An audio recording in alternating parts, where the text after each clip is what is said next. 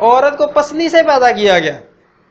اور ہم عام طور پہ کیا کہتے ہیں جی ایسے ہوئی پسلی تو پیدا پتہ نہیں کیڑی شاید. نو، یہ اس کی خامی نہیں ہے، یہ اس کی خصوصیت ہے جس کا آپ کو فائدہ ہے. پسلی سے پیدا کیا گیا، اور یہ پسلی کا ہی کام ہے کیونکہ وہ ٹیڑھی ہے. فرمایا اسے سیدھا کرنے کی کوشش نہ کرو، اسی طرح اس سے کام لینے کی کوشش کرو. ٹیڑھی ہے نا، سیدھا نہ کرو. اب یہ ٹیڑھا پن ہے اس کا کیا کہ وہ جناب اپنے گھر کو چھوڑ کے آتی ہے اور اگلے ہی دن ہی وہ ایسی ایڈجسٹ ہوتی ہے کہ جیسے شاید رہی یہاں پہ ہمیشہ کے لیے.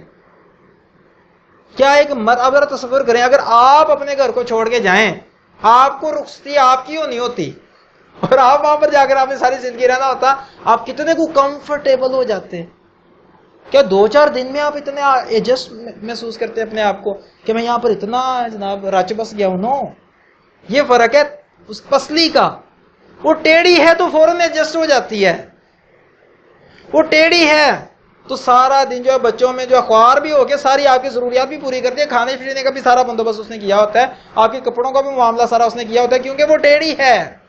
وہ ٹیڑھی ہے، ساری رات بیمار بچے کو گود میں لے کر بیٹھی رہتی ہے. آپ نہیں بیٹھ سکتے، آپ ماں نہیں ہیں، کیونکہ آپ ٹیڑھے نہیں ہیں، آپ سیدھے ہیں.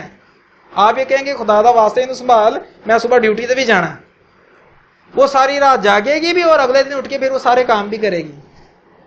یہ اس کا ٹیڑھا پن ہے جو آپ کو فائدہ دے رہا ہے. یہ اس کا ٹیڑھا پن ہے. اور اس کے بارے میں مزید سیکھیں، پسلی کے بارے میں سمجھیں کہ پسلی جو ہے وہ آپ کے یہاں کی ہڈیاں ہوتی ہیں، پسلی ہے نا، اور یہ آپ کے سب سے نازک ترین اعضاء کو پروٹیکٹ کرتی ہیں پسلیاں. تو جب پسلی سے پیدا کیا اس کا مطلب ہے کہ یہ آپ کی انتہائی سینسٹیو معاملات کو پروٹیکٹ کرنے والی ہے. کیا مطلب؟ آپ کے جو دل کا تعلق جو اس کے ساتھ بنا ہوا ہے وہ شاید کسی اور کے ساتھ نہیں بن سکتا. اس کی پروٹیکشن، آپ کے جذبات کی محافظ بھی ہے پسلی ہے نا. آپ کے جذبات کا تعلق عام طور پہ کہاں سے ہوتا ہے؟ دل کے ساتھ ہوتا ہے نا. وہ آپ کے جذبات کی بھی محافظ ہے. آپ کو جذبات کو صحیح راستے میں لگانے کا موقع ملا ہوا ہے اس کی وجہ سے.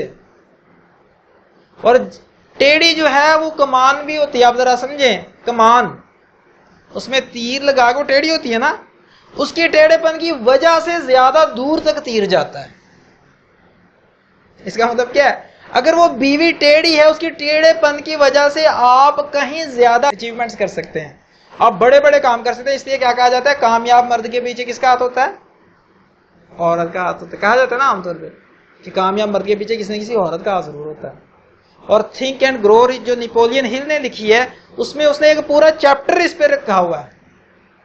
جذبات کی طاقت کو آپ کیسے اپنے آپ کو کامیاب کرنے کے لیے استعمال کر سکتے ہیں، امیر کرنے کے لیے کامیاب کر سکتے ہیں. جذبات کی طاقت اتنی ہے.